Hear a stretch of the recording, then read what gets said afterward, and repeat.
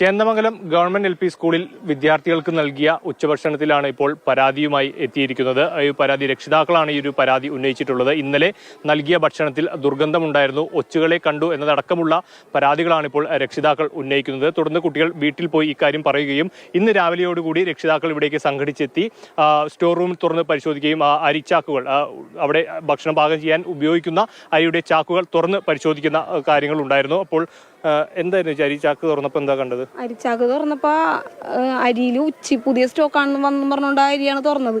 പക്ഷെ അതിൽ ഉച്ചും പിന്നെ ഡേറ്റ് കഴിഞ്ഞ അരിയുമായിരുന്നു.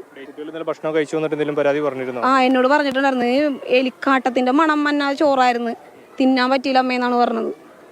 നമുക്കത് കേൾക്കുമ്പോൾ ഒരു വിഷമം ഉണ്ടാവൂലേ, നമ്മുടെ മക്കള് ഒന്നും തിന്നാണ്ട് ഉച്ചക്കൊന്നും തിന്നാണ്ട് പട്ടിണിക്ക് വരുമ്പോ അത് വേണ്ടി ചോദിക്കാൻ വന്നുള്ളൂ. ഞാൻ ഏതാനും വിദ്യാർത്ഥികൾക്ക് ഇന്നിപ്പോൾ ക്ലാസ്സിലെത്തിയ കുട്ടികൾക്ക് വയറുവേദനയും മറ്റും അനുഭവപ്പെട്ടതിനെ തുടർന്ന് 2 കുട്ടികളെ ഇവിടെ സ്കൂളിൽ നിന്ന് തന്നെ രക്ഷിതാക്കൾ എത്തി അവരെ ആശുപത്രിയിലേക്ക് കൊണ്ടുപോകുന്ന ഒരു സാഹചര്യം ഉണ്ടായിരുന്നു. ആശുപത്രിയിലെത്തി ചികിത്സയ്ക്ക് ശേഷം കുട്ടികളെ ഇവിടേക്ക് തിരികെ കൊണ്ടുവരികയായിരുന്നു. സ്കൂളിന്റെ തന്നെ പ്രധാന അധ്യാപികയുമായി സംസാരിക്കുമ്പോൾ അവർ പറയുന്നത് അവരും ഈ ഒരു ഭക്ഷണം തന്നെയാണ് കഴിച്ചത്. അവർ ഭക്ഷണം കഴിച്ച ശേഷമാണ് കുട്ടികൾക്ക് ഭക്ഷണം കൊടുക്കാറുള്ളത്. ഇന്നലെ ഭക്ഷണം കഴിക്കുമ്പോൾ ഈ ഒരു ദുർഗന്ധം അനുഭവപ്പെട്ടിരുന്നു. എന്നാൽ മറ്റു മാർഗ്ഗങ്ങളില്ല, ഉച്ചയൂണിന്റെ സമയമായിരുന്നു. അപ്പോൾ കുട്ടികൾക്ക് ഇത്രയും കുട്ടികൾക്ക് ആ ഒരു ഭക്ഷണം വച്ച് നൽകേണ്ടതുണ്ട്. അതിന്റെ സാഹചര്യം കണക്കിലെടുത്തായിരുന്നു ആ ചോറ്, അതേ ഭക്ഷണം തന്നെ കുട്ടികൾക്ക് നൽകിയത്. എന്നാൽ അതോടൊപ്പം ഈ സപ്ലൈകോയിൽ അടക്കം ഇവർ ഈ ഒരു കാര്യം പറഞ്ഞിരുന്നു, ഈ ഒരു അരി ഇനി ഉപയോഗിക്കരുത് എന്ന നിർദ്ദേശം ഇവിടെ ഭക്ഷണം പാകം ചെയ്യുന്ന ആൾക്കും നൽകി എന്നുള്ളതാണ് പ്രധാന അധ്യാപിക പറയുന്നത്.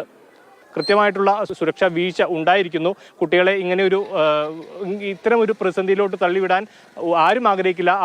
അത് തന്നെയാണ് ഇവിടെയുള്ള രക്ഷിതാക്കളും പറയുന്നത്. അവരുടെ കുട്ടികൾക്ക് ഈ ഒരു അവസ്ഥ വന്നത് അത് സ്കൂളിന്റെ ഇല്ലെങ്കിൽ അതിന് ഉത്തരവാദിത്തപ്പെട്ടവർ കൃത്യമായ മറുപടി നൽകണമെന്ന ആവശ്യമാണ് ഇപ്പോൾ രക്ഷിതാക്കൾ ഉന്നയിക്കുന്നത്. മനോജ് മാർശ്ശേരിക്കൊപ്പം വിഷ്ണു പ്രകാശ്, മാതൃഭൂമി ന്യൂസ്, കൊച്ചി.